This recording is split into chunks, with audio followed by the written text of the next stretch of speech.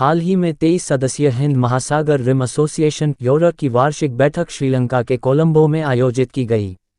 वार्षिक बैठक में भारत के विदेश मंत्री एस जयशंकर ने हिंद महासागर क्षेत्र के देशों से सामूहिक रूप से विकास चुनौतियों से निपटने का आग्रह किया।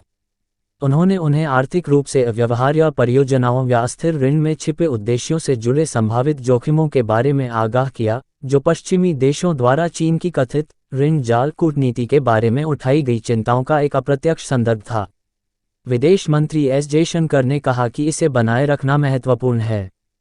समुद्र के कानून पर संयुक्त राष्ट्र कन्वेंशन UNCLOS समुद्र के संविधान के आधार पर हिंद महासागर एक स्वतंत्र, खुले और समावेशी स्थान के रूप में है। बैठक के दौरान 3 द्विपक्षीय समझौतों पर हस्ताक्षर किए गए, जो आवास परियोजनाओं के लिए भारतीय सहायता, स्कूलों के आधुनिकीकरण और श्रीलंका में दूध उत्पादन को बढ़ावा देने पर केंद्रित थे। जयशंकर ने अस्थिर ऋण के खतरों को संबोधित करने के महत्व पर भी जोर दिया, जिसे क्षेत्र में चीनी ऋण और परियोजनाओं के परोक्ष संदर्भ के रूप में देखा जाता है। भारत श्रीलंका को लगभग $4 बिलियन की क्रेडिट लाइन, ऋण भुगतान स्थगन और मुद्रा विनिमय व्यवस्था के साथ समर्थन दे रहा है।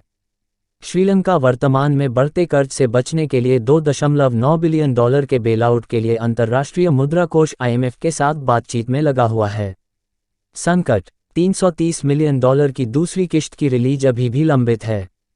IMF से सहायता मांगने के अलावा श्रीलंका को भारत से लगभग $4 बिलियन की ऋण सहायता, ऋण भुगतान स्थगन और मुद्रा विनिमय व्यवस्था सहित समर्थन प्राप्त हुआ है।